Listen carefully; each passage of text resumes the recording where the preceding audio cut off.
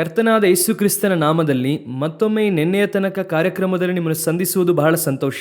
ಇವತ್ತು ಕೂಡ ಕೆಲವು ಮುಖ್ಯವಾದ ವಿಷಯಗಳನ್ನು ಸತ್ಯವೇದದ ವಾಕ್ಯಕ್ಕನುಸಾರವಾಗಿ ನಡೆಯುತ್ತಿರುವಂತಹ ವಿಷಯವನ್ನು ಈ ಸಂಚಿಕೆಯಲ್ಲಿ ನೋಡಲಿದ್ದೇವೆ. ಬನ್ನಿ ನಾವು ಸಂಚಿಕೆಗೆ ಹೋಗೋಣ. ಮೊದಲನೆಯದಾಗಿ ನಾವು ಯಾವಾಗಲೂ ನೋಡುವಂತ ಇಸ್ರಾಯೇಲ್ ಪ್ಯಾಲೆಸ್ತೈನ್ ಕಾನ್ಫ್ಲಿಕ್ಟ್, ಇದರ ಕುರಿತು ನಾವು ಅನೇಕ ನೋಡಿದ್ದೇವೆ ಅಲ್ವಾ. ಈಗ ಎಲ್ಲ ಸಮಾಧಾನವಿರುವ ಹಾಗೆ ಇದೆಯಲ್ವಾ? ಆ ರೀತಿ ಇಲ್ಲ. ಇರಾನ್ ಹಾಗೂ ಇಸ್ರಾಯೇಲ್ ನಡುವೆ ಯಾವಾಗ ಬೇಕಾದ್ರೂ ಯುದ್ಧ ಆರಂಭವಾಗುತ್ತದೆ ಎಂಬುದಾಗಿ ಇರಾನಿನ ಅಧ್ಯಕ್ಷರು ಹೇಳುತ್ತಿದ್ದಾರೆ. ಯಾಕೆ ಅಂದ್ರೆ ಒಂದು ಕಡೆ ಇಸ್ರಾಯೇಲ್ನವರು ತನ್ನ ವಾಯು ಸಂರಕ್ಷಣೆಯ ಕಾರ್ಯವನ್ನು ಬಹಳ ಕೇರ್ಫುಲ್ ಆಗಿ ಮಾಡುತ್ತಾ ಇದೆ. ಇನ್ನೊಂದು ಕಡೆ ಇರಾನ್ ನೋಡುವುದಾದರೆ ರಷ್ಯಾದ ವಾಯು ಸಂರಕ್ಷಣೆ ಸಾಧನಗಳು ಅಲ್ಲಿ ಇರಾನ್ನಲ್ಲಿ ಇರುವುದನ್ನು ಕಂಡುಹಿಡಿದು ಈಗ ಹಾಕಿದ್ದಾರೆ. ಸೊ ಯುದ್ಧ ಎನ್ನುವಂಥದ್ದು ಪುನಃ ಯಾವ ಸಂದರ್ಭದಲ್ಲಿ ಬೇಕಾದರೂ ಆರಂಭವಾಗುತ್ತದೆ ಎಂಬುದಾಗಿ ಹೇಳುತ್ತಿದ್ದಾರೆ. ಹೇಗೆ ತೊಡಗುವುದಕ್ಕೆ ಅವಕಾಶ ಇದೆ ಎಂದರೆ, ಈಗ ಈ ಸಂಚಿಕೆ ಮಾಡುತ್ತಿರುವಾಗ 80,000 ವೀರರು, ಇಸ್ರಾಯೇಲಿನ ವೀರರು ಗಾಜಾ ಪ್ರಾಂತ್ಯಕ್ಕೆ ನುಸುಳಿದ್ದಾರೆ. ಈ ಸಂಚಿಕೆ ಮಾಡುತ್ತಿರುವಾಗ ಬಂದಂತ ನ್ಯೂಸ್.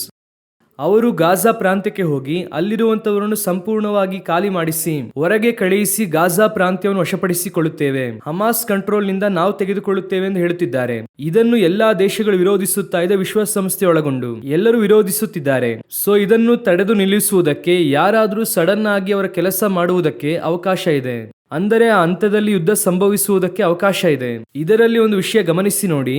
ಒಂದು ಕಡೆ ಇಸ್ರಾಯೇಲ್ ಗಾಜಾವನ್ನು ಆಕ್ರಮಿಸುತ್ತೇವೆ ಎಂಬುದಾಗಿ ಹೇಳುತ್ತಿದ್ದಾರೆ. ಅದಕ್ಕೆ ಕಾರಣ ಏನೆಂದರೆ ಹಮಾಸ್ ಹಾಸ್ಟೇಜಸ್ ಅನ್ನು ಹಿಡಿದಿಟ್ಟಿದ್ದಾರೆ ಎನ್ನುತ್ತಿದ್ದಾರೆ. ಒಂದು ಕಡೆ ಲೋಕದ ದೇಶಗಳು ಇಸ್ರಾಯೇಲ್ ಅನ್ನು ನೋಡಿ ನೀವು ಗಾಜಾವನ್ನು ವಶಪಡಿಸಿಕೊಳ್ಳಬೇಡಿ ಅನ್ನುತ್ತಿದ್ದಾರೆ. ಆದರೆ ಈ ಹಾಸ್ಟೇಜಸ್ ಅಂದರೆ ಅವರು ಹಿಡಿದಿಟ್ಟಿದ್ದಾರೆ ಅಲ್ವಾ, ಕೈದಿಯಾಗಿ ಹಿಡಿದಿಟ್ಟಿದ್ದಾರೆ ಅಲ್ವಾ, ಅವರನ್ನು ಬಿಡುಗಡೆ ಮಾಡಿದ್ರೆ ಈ ಸಮಸ್ಯೆ ಸಾಲ್ವ್ ಆಗುತ್ತದೆ. ಆದ್ರೆ ಅವರು ಬಿಡುಗಡೆ ಮಾಡುತ್ತಿಲ್ಲ.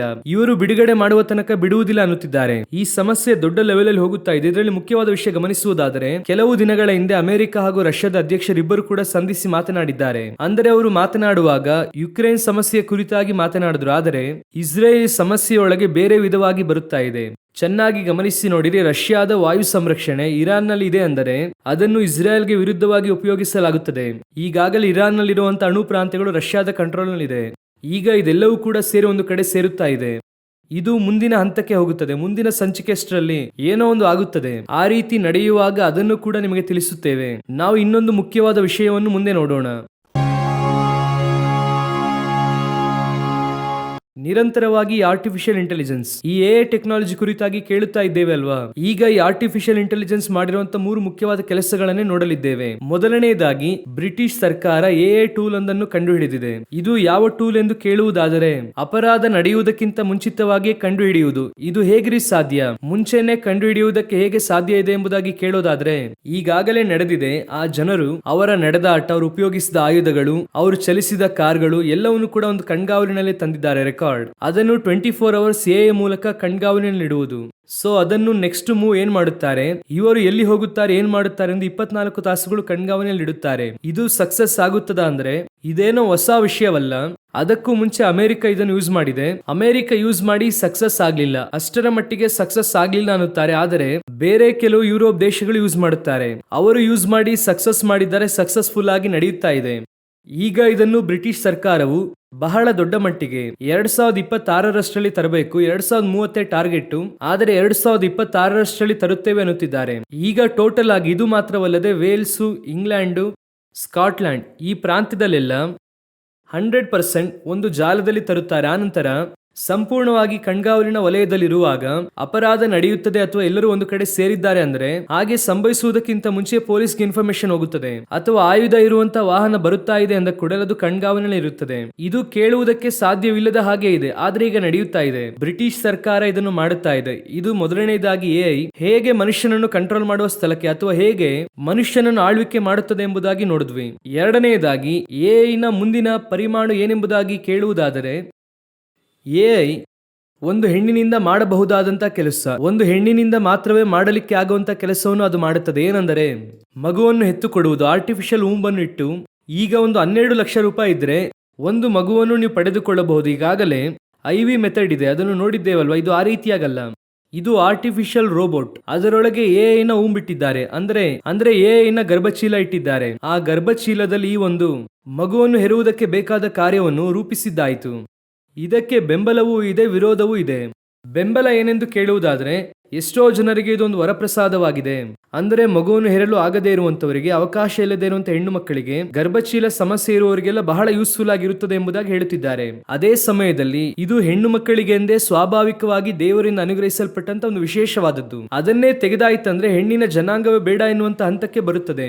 ಆ ರೀತಿ ಬರುತ್ತದೆ ಅಂದ್ರೆ ಈ ರೋಬೋಟ್ ಅನ್ನು ಆರ್ಟಿಫಿಷಿಯಲ್ ವುಮೆನ್ ಆಗಿ ಮಾರ್ಪಡಿಸುತ್ತಾ ಇದ್ದಾರೆ. ಅಂದ್ರೆ ಹೆಣ್ಮಕ್ಳಿಗೆ ಬದಲಾಗಿ ತರುತ್ತಿದ್ದಾರೆ, ಗಂಡು ಮಕ್ಕಳಿಗೆ ಬದಲಾಗಿಯೂ ತರುತ್ತಾರೆ. ಅಂದರೆ ಕರ್ತನು ಗಂಡು ಹೆಣ್ಣಾಗಿ ನಿರ್ಮಿಸಿದನು, ಈಗ ಗಂಡು ಹೆಣ್ಣಿಲ್ಲ, ಗಂಡು ಹೆಣ್ಣಿಗೆ ಬದಲಾಗಿ ಇದು ಬರುತ್ತಾ ಇದೆ. ಇದು ನೋಡುವುದಕ್ಕೆ ಹೇಗೆ ಇದೆ ಅಂದ್ರೆ, ಒಂದು ಗಂಡಿಗೆ ಜೊತೆಯಾಗಿ ಒಂದು ಹೆಣ್ಣಿಗೆ ಜೊತೆಯಾಗಿ ಈ ರೀತಿ ತಾನೇ ನೋಡುತ್ತೇವೆ. ಒಂದು ಕಾಲದಲ್ಲಿ ಗಂಡು ಹೆಣ್ಣೆ ಇರುವುದಿಲ್ಲ, ಆರ್ಟಿಫಿಷಿಯಲ್ ಇಂಟೆಲಿಜೆನ್ಸ್ ಗಂಡು ಹಾಗೂ ಹೆಣ್ಣು ಇವರೇ ಸೇರುತ್ತಾರೆ, ಇವರಿಗೂ ಆರ್ಟಿಫಿಷಿಯಲ್ ಇರುತ್ತದೆ.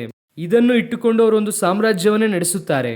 ನಡೆಸಲು ಸಾಧ್ಯವಾ ಅಂತ ಕೇಳುತ್ತೀರಾ? ಅದೇ ಮೂರನೆಯದಾಗಿ ಎಐನ ಬಹಳ ಮುಖ್ಯವಾದ ವಿಷಯ. ಅಲ್ಬೇರಿಯಾ ದೇಶದ ಪ್ರೈಮ್ ಮಿನಿಸ್ಟರ್ ಏನ್ ಹೇಳಿದ್ದಾರೆ ಅಂದ್ರೆ, ಸಂಪೂರ್ಣವಾಗಿ ಎಐ ಕ್ಯಾಬಿನೆಟ್, ಮಂತ್ರಿಗಳೇ ಇಲ್ಲದೆ ಇರುವಂತಹ ಎಐ ಟೆಕ್ನಾಲಜಿ ಮೂಲಕವಾಗಿ ನಡೆಸಲ್ಪಡುವಂತ ಒಂದು ಕ್ಯಾಬಿನೆಟ್ ಅನ್ನು ಸಿದ್ಧ ಮಾಡುತ್ತಿದ್ದಾರೆ. ಅವರೇ ಹೇಳುತ್ತಾರೆ, ಅದಕ್ಕೆ 3 ಮುಖ್ಯವಾದ ಕಾರಣಗಳನ್ನು ಕೊಡುತ್ತಾರೆ. ಮೊದಲನೆಯದಾಗಿ ಕರಪ್ಷನ್ ಫ್ರೀ, ಅಂದ್ರೆ ಲಂಚವೇ ಇರುವುದಿಲ್ಲ, ಸಂಪೂರ್ಣವಾಗಿ ಎಐ ನಡೆಸುತ್ತದೆ. ಆನಂತರವಾಗಿ ಲಂಚ ತೆಗೆದುಕೊಂಡು ಕೆಲಸ ಮಾಡಿದರೆ ಎನ್ನುವಂತ ಕಾನ್ಸೆಪ್ಟೇ ಇರುವುದಿಲ್ಲ, ಆ ರೀತಿ ಹೇಳುತ್ತಿದ್ದಾರೆ. ಆದರೆ ಅದರಲ್ಲಿ ಇನ್ನೊಂದು ಸಮಸ್ಯೆ ಇದೆ, ಅದು ಲಂಚ ತೆಗೆದುಕೊಳ್ಳುವುದಿಲ್ಲ, ದಂಡನೆ ಕೊಡುತ್ತದೆ. ಅದು ನಡೆಯಲು ಅವಕಾಶ ಇದೆ. ಈಗಾಗಲೇ ಎಐ ಅನೇಕ ದಂಡನೆ ಕೊಟ್ಟಿರುವುದನ್ನು ನೋಡಿದ್ದೇವೆ. ಎರಡನೆಯದಾಗಿ ಅವ್ರು ಏನ್ ಹೇಳಿದ್ದಾರೆ ಅಂದ್ರೆ ನೆಪೋಟಿಸಂ, ಅಂದ್ರೆ ನನ್ನ ನಂತರವಾಗಿ ನನ್ನ ಮಕ್ಕಳು, ಆ ನಂತರವಾಗಿ ನನ್ನ ಫ್ಯಾಮಿಲಿ, ಈ ಫ್ಯಾಮಿಲಿಗಾಗಿ ಕೆಲವು ಕಾರ್ಯ ಬಿಟ್ಟುಕೊಡುವುದು, ಫ್ಯಾಮಿಲಿಗಾಗಿ ಸರ್ಕಾರದ ವ್ಯವಸ್ಥೆಯನ್ನು ಮಿಸ್ಯೂಸ್ ಮಾಡುವುದು, ಈ ರೀತಿಯಾಗೆಲ್ಲ ಇದೆ ಅಲ್ವಾ. ಇದು ಯಾವುದು ಇರುವುದಿಲ್ಲ ಎಂದು ಹೇಳುತ್ತಿದ್ದಾರೆ. ಇದನ್ನು ಹೇಳುತ್ತಿರುವುದು ಅಲ್ಬೇರಿಯಾ ಪ್ರೈಮ್ ಮಿನಿಸ್ಟರ್ ಹೇಳುತ್ತಾರೆ. ಸೊ ಎಐ ನೇರವಾಗಿ ಇರುವುದನ್ನು ಇರುವ ಹಾಗೆ ಕೆಲಸ ಮಾಡುತ್ತದೆ. ಈಗ ಇದನ್ನು ಕೇಳುವಾಗ ನಮಗೆ ಸ್ವಲ್ಪ ಹೌದು ಇದು ಪರವಾಗಿಲ್ಲ ಅಲ್ವಾ, ಈ ರೀತಿ ಸ್ವಾರ್ಥದ ಕಾರ್ಯಗಳು ಇಲ್ಲದೆ, ಅಂದ್ರೆ ತಂದೆ ತಾಯಿ ತಂಗಿ ತಮ್ಮ ಎಂಬುದಾಗಿ ನೋಡದೆ ಕಾನೂನನ್ನು ಕಾನೂನಾಗಿ ನೋಡುವಂತದ್ದು ಎಷ್ಟು ದೊಡ್ಡ ವಿಷಯ. ಇದು ಕೇಳುವುದಕ್ಕೆ ಚೆನ್ನಾಗಿದೆ, ಯಾಕಂದ್ರೆ ಈಗಾಗಲೇ ಜನರು ಈ ನೆಪೋಟಿಸಂ ಇಂದ ಅಧಿಕವಾಗಿ ಬಾಧಿಸಲ್ಪಟ್ಟಿದ್ದಾರೆ ಲೋಕಾದ್ಯಂತ. ಮೂರನೆಯದಾಗಿ ಬಹಳ ಮುಖ್ಯವಾದದ್ದು, ಪ್ರತಿ ವಿರೋಧ ಇಲ್ಲದೆ ಇರುವಂತ ಒಂದು ಸರ್ಕಾರ. ಅದೇನೆಂದರೆ ಒಬ್ಬ ಮಂತ್ರಿ ಹೇಳುತ್ತಾರೆ, ಅದಕ್ಕೆ ಇನ್ನೊಬ್ಬ ಮಂತ್ರಿ ಪ್ರತಿ ವಿರೋಧಿಸುತ್ತಾರೆ, ಒಳಗೆ ಅನೇಕ ಸಮಸ್ಯೆ ಬರುತ್ತದೆ ಅಲ್ವಾ, ವಿರೋಧತ್ವ ಉಂಟಾಗುತ್ತದೆ ಅಲ್ವಾ. ಅದಕ್ಕೆ ಬದಲಾಗಿ ಒಂದೇ ಅಭಿಪ್ರಾಯ ಇರುವಂತ ಎಐ ಮಿನಿಸ್ಟರ್ಸ್, ಇವರೆಲ್ಲರೂ ಕೂಡ ಒಂದೇ ಪ್ರೋಗ್ರಾಮ್. ಆಗ ಆಟೋಮೆಟಿಕ್ ಆಗಿ ಒಬ್ಬ ಪ್ರೈಮ್ ಮಿನಿಸ್ಟರ್ ಒಂದನ್ನು ತರುತ್ತಾರೆ ಅಂದ್ರೆ ವಿರೋಧತ್ವನೇ ಇರುವುದಿಲ್ಲ, ಎಲ್ಲರೂ ಅದನ್ನು ಅಕ್ಸೆಪ್ಟ್ ಮಾಡುತ್ತಾರೆ. ಇದೆಲ್ಲ ಅದರ ಒಳಗೆ ಇರುವಂತ ಅಡ್ವಾಂಟೇಜ್ ಎಂದು ಹೇಳುತ್ತಾರೆ. ಅದರ ಡಿಸ್ಅಡ್ವಾಂಟೇಜ್ ಕುರಿತು ಮಾತನಾಡಿಲ್ಲ, ಬರೀ ಅಡ್ವಾಂಟೇಜ್ ಕುರಿತಾಗಿ ಮಾತನಾಡಿದ್ದಾರೆ. ಚೆನ್ನಾಗಿ ಗಮನಿಸಿರಿ, ಮೊದಲು ಕೆಲಸಕ್ಕಾಗಿ ರೋಬೋಟ್ ಅನ್ನು ನಿರ್ಮಿಸಿ, ಆನಂತರ ಪೊಲೀಸ್ಗೆ ಮಿಲಿಟರಿಗೆ ಪರ್ಯಾಯವಾಗಿ, ಆನಂತರವಾಗಿ ಗಂಡು ಹೆಣ್ಣು, ಗಂಡ ಹೆಂಡತಿ, ಪಾಸ್ಟರ್, ಪ್ರೀಸ್ಟ್ ಆ ಹಂತಕ್ಕೆ ಬಂದು ಈಗ ಆಳ್ವಿಕೆ ಮಾಡುವಂತ ಸ್ಥಳಕ್ಕೆ ಬರುತ್ತಾ ಇದೆ. ಇನ್ನು ಒಂದೇ ಒಂದು ಇದೆ, ಅದಕ್ಕೆ ಮೇಲೆ ಪ್ರೈಮ್ ಮಿನಿಸ್ಟರ್ ಎಂಬುದಾಗಿ ಇದ್ದಾರೆ. ಆ ಸ್ಥಳಕ್ಕೆ ಬರಲು ಎಷ್ಟೊತ್ತಾಗುತ್ತದೆ ಎಂಬುದಾಗಿ ನೋಡಿ. ಈಗ ಆಫೀಸ್ ಸಿಇಒ ಕೂಡ ಆಗಿದೆ ಅಲ್ವಾ, ಆ ರೀತಿ ಪ್ರೈಮ್ ಮಿನಿಸ್ಟರ್ ಆಗುತ್ತದೆ. ಇದನ್ನೇ ನಾವು ಹೇಳುತ್ತಿದ್ದೇವೆ. ಪ್ರಕಟಣೆ 13:15 ವಾಕ್ಯ ಸ್ಪಷ್ಟವಾಗಿ ಹೇಳುತ್ತದೆ, ಲೋಕವನ್ನು ಆಳ್ವಿಕೆ ಮಾಡುವಂತ ಬಹಳ ಮುಖ್ಯವಾದ, ನೋಡುವಂತ ಮಾತಾಡುವಂತ ವಿಗ್ರಹ ಆರ್ಟಿಫಿಷಿಯಲ್ ಇಂಟೆಲಿಜೆನ್ಸ್, ಜೀವ ಕೊಡುವಂತದ್ದು, ಎಲ್ಲವೂ 100% ರೆಡಿಯಾಗಿ ಇದೆ. ಕಡೆಯದಾಗಿ ಸಂಪೂರ್ಣವಾಗಿ ಒಂದು ಮಿಷಿನ್ ಲೋಕವನ್ನೇ ನಡೆಸುವಂತ, ಕಂಟ್ರೋಲ್ ಮಾಡುವಂತ, ಮನುಷ್ಯನನ್ನೇ ಕಂಟ್ರೋಲ್ ಮಾಡುವಂತಹ ಕಾಲ ಬಹಳ ದೂರದಲ್ಲಿಲ್ಲ. ನಾನು ಈಗಾಗಲೇ ಹೇಳಿದ ಹಾಗೆ ಜೆಫ್ರಿ ಹಿಲ್ಟನ್, ಈ ಎಐನ ಫಾದರ್, ಅವರೇ ಹೇಳುತ್ತಾರೆ, ಇದು ಮಾನವ ಕುಲವನ್ನು ಎರಾಡಿಕೇಟ್ ಮಾಡುತ್ತದೆ, ನಾಶ ಮಾಡುತ್ತದೆ, ಕೇರ್ಫುಲ್ ಆಗಿರಿ ಎಂಬುದಾಗಿ ಹೇಳುತ್ತಾರೆ. ಇದರ ಕುರಿತಾದ ಹೆಚ್ಚಿನ ವಿವರ ಹಾಗೂ ಮಾಹಿತಿಯನ್ನು ನಿಮಗೆ ಬರುವ ಸಂಚಿಕೆಯಲ್ಲಿ ಹೇಳುತ್ತೇವೆ. ಕಡೆಯದಾಗಿ ಒಂದು ವಿಷಯವನ್ನು ನೋಡೋಣ. ಇದು ಬಹಳ ಮುಖ್ಯವಾಗಿ ಜಾಲತಾಣದಲ್ಲಿ ಇಂಟೆಲಿಜೆನ್ಸ್ ಎಂಬುದಾಗಿ ಹೇಳುವಂತಹ ಜಾಲತಾಣದಲ್ಲಿ ಬಂದಂತಹ ಒಂದು ಸುದ್ದಿ. ಇದರ ಕುರಿತಾಗಿ ನಾವು ನೋಡುತ್ತಲೇ ಇದ್ದೇವೆ, ಇದರ ಕುರಿತಾಗಿ ಕಾಷನ್ ಕೊಡುತ್ತಾ ಇದ್ದೇವೆ. ಏನೆಂಬುದಾಗಿ ಕೇಳುವುದಾದರೆ, ಲೇ ಆಫ್ ಅಂದ್ರೆ ಮನುಷ್ಯರನ್ನು ಕೆಲಸದಿಂದ ತೆಗೆದುಹಾಕುವುದು, ಅವರು ಕೆಲಸ ಮಾಡುವ ಕಂಪನಿಯಿಂದ ತೆಗೆದುಹಾಕುವುದು. ಇದು ಸಾಧಾರಣ ಒಂದು ಕಂಪನಿಯಿಂದ ತೆಗೆದುಹಾಕುವುದು. ಆದ್ರೆ ಈ ಒಂದು 2025 ಇದೆಯಲ್ಲ, ಇದು ಅಧಿಕವಾಗಿ, ಚರಿತ್ರೆಯಲ್ಲಿ ಇಷ್ಟೊಂದು ಅಧಿಕವಾಗಿ ಲೇ ಆಫ್ ಆದಂತ ವರ್ಷವೇ ಇಲ್ಲ. ನಾನು ನಿಮಗೆ ಆಗಸ್ಟ್ನ ತಿಂಗಳಿನವರೆಗೂ ಎಷ್ಟು ಜನ ಕೆಲಸವನ್ನು ಕಳ್ಕೊಂಡಿದ್ದಾರೆ ಎಂಬುದಾಗಿ ಹೇಳುತ್ತಾ ಬರುತ್ತೇನೆ. ಗಮನಿಸಿರಿ, ಆಗಸ್ಟ್ 19ನೇ ತಾರೀಕು CSL ಇಂದ 3000 ಎಂಪ್ಲಾಯೀಸ್ ಅನ್ನು ತೆಗೆದುಹಾಕಿದ್ದಾರೆ. 18ನೇ ತಾರೀಕು LG ಎಲೆಕ್ಟ್ರಾನಿಕ್ಸ್ ವಾಲಂಟಿಯರ್ ರಿಟೈರ್ಮೆಂಟ್ ಅನ್ನು ಅಪ್ಲಯನ್ಸ್ ಡಿವಿಷನ್ ಸ್ಟಾಫ್ಗೆ ಕೊಟ್ಟಿದ್ದಾರೆ. ಆಗಸ್ಟ್ 16 ಜಾನ್ ಡೆರಿ ಅವರು 238 ವರ್ಕರ್ಸ್ ಅನ್ನು ಲೇ ಆಫ್ ಮಾಡಿದ್ದಾರೆ. August 14 dense group 3400 foreign employees ಅನ್ನು ತೆಗೆದುಹಾಕಿದ್ದಾರೆ. ಆಗಸ್ಟ್ 12 ಸೆಂಟ್ರಾ ಕೇರ್ 535 ಎಂಪ್ಲಾಯೀಸ್ ಅನ್ನು ಲೇ ಆಫ್ ಮಾಡಿದ್ದಾರೆ. ಇದೆಲ್ಲವೂ ಕೂಡ ಆಗಸ್ಟ್ ತಿಂಗಳಿನಲ್ಲಿ ನಡೆದಂತದ್ದು. ಜುಲೈ ತಿಂಗಳಿನಲ್ಲಿ ಅದಕ್ಕಿಂತ ಮೋಸಕರವಾಗಿ ನಡೆದಿದೆ. ಮೊದಲನೆಯದಾಗಿ TCS ಅಲ್ಲಿ 12,000 ಎಂಪ್ಲಾಯೀಸ್ ಕೆಲಸ ಕಳ್ಕೊಂಡಿದ್ದಾರೆ. ಸ್ಯಾಂಟೆಂಡರ್ UK 2,000 ಜನ ಕೆಲಸವನ್ನು ಕಳ್ಕೊಂಡಿದ್ದಾರೆ. ಡ್ಯೂಕ್ ಯೂನಿವರ್ಸಿಟಿ, ಇದರಲ್ಲಿ 600 ಜನ ಸ್ಟಾಫ್ ಅನ್ನು ಕೆಲಸದಿಂದ ತೆಗೆದುಹಾಕಿದ್ದಾರೆ. ಇಂಟೆಲ್ 24,000 ಜನರನ್ನು ಕೆಲಸದಿಂದ ತೆಗೆದುಹಾಕಿದ್ದಾರೆ. ಬಾಷ್, ಇದರಲ್ಲಿ 1,100 ಜನರನ್ನು ಕೆಲಸದಿಂದ ತೆಗೆದುಹಾಕಿದ್ದಾರೆ. ಲಿಬರ್ಟಿ ಗ್ಲೋಬಲ್ ಅಲ್ಲಿ 800 ಜನರನ್ನು ತೆಗೆದುಹಾಕಿದ್ದಾರೆ. ಜಾಗ್ವಾರ್ ಲ್ಯಾಂಡ್ ರೋವರ್ ಅಲ್ಲಿ 500 ಜನರನ್ನು ತೆಗೆದುಹಾಕಿದ್ದಾರೆ. ಸೆರಪ್ಟಾ ಕಂಪನಿಯಲ್ಲಿ 500 ಜನರನ್ನು ತೆಗೆದುಹಾಕಿದ್ದಾರೆ. ಅಲೆಕ್ಸ್ಡಾ ಏರ್ ಅಲ್ಲಿ 252 ಜನರನ್ನು ತೆಗೆದುಹಾಕಿದ್ದಾರೆ. ಇಂಡೀಡ್ ಅಂಡ್ ಗ್ಲಾಸ್ ಡೋರ್ 1,300 ಜನರನ್ನು ಕೆಲಸದಿಂದ ತೆಗೆದುಹಾಕಿದ್ದಾರೆ. ಪೋರ್ಟ್ಲ್ಯಾಂಡ್ ಜನರಲ್ ಎಲೆಕ್ಟ್ರಿಕ್ 300 ಜನರನ್ನು ಕೆಲಸದಿಂದ ತೆಗೆದುಹಾಕಿದ್ದಾರೆ. ಮೈಕ್ರೋಸಾಫ್ಟ್ 9,000 ಜನರನ್ನು ಕೆಲಸದಿಂದ ತೆಗೆದುಹಾಕಿದ್ದಾರೆ. ಕ್ಲಾರ್ಕ್ 1,200, ಅಲಯನ್ಸ್ 650, ಇಂಟೆಲ್ 10,000 ಜನ. ಇವರೆಲ್ಲರನ್ನೂ ಕೂಡ ಜುಲೈ ತಿಂಗಳಿನಲ್ಲಿ ಮಾತ್ರವೇ ಕೆಲಸದಿಂದ ತೆಗೆದುಹಾಕಿದ್ದಾರೆ. ಯೋಚನೆ ಮಾಡಿ ನೋಡಿ, ಎಷ್ಟು ಲಕ್ಷ ಜನ ಕೆಲಸ ಕಳ್ಕೊಂಡಿದ್ದಾರೆ ಎಂದು. ಹಾಗಾದ್ರೆ ಇವರು ಕೆಲಸ ಕಳ್ಕೊಂಡ್ರಲ್ಲ, ಆ ಸ್ಥಳಕ್ಕೆ ಯಾರು ಬಂದಿದ್ದಾರೆ? ಈ ಕೆಲಸವನ್ನು ಯಾರು ಮಾಡ್ತಿದ್ದಾರೆ? ಅಥವಾ ಕೆಲಸವೇ ಇಲ್ಲವಾ ಅಂದ್ರೆ ಹಾಗಲ್ಲ, ಅಷ್ಟು ಜನರಿಗೆ ಬದಲಾಗಿ ಆರ್ಟಿಫಿಷಿಯಲ್ ಇಂಟೆಲಿಜೆನ್ಸ್ ಕೆಲಸ ಮಾಡುತ್ತಾ ಇದೆ. ಆ ಸ್ಥಳವನ್ನೆಲ್ಲ ಮಿಷಿನ್ ರೀಪ್ಲೇಸ್ ಮಾಡಿದೆ. ಇದು ಒಂದು ಮೋಸಕರವಾದ ಅಂತ್ಯದ ಕಡೆಗೆ ಹೋಗುತ್ತಾ ಇದೆ. ಮನುಷ್ಯರು ಕೆಲಸ ಕಳ್ಕೊಳ್ಳುವಾಗ ಒಂದು ಸೂಸೈಡ್ ಮಾಡಿಕೊಳ್ಳುತ್ತಾರೆ ಅಥವಾ ಕುಟುಂಬವನ್ನು ನಡೆಸುವುದಕ್ಕೆ ತಪ್ಪಾದ ಮಾರ್ಗವನ್ನು ಹಿಡಿಯುತ್ತಾರೆ.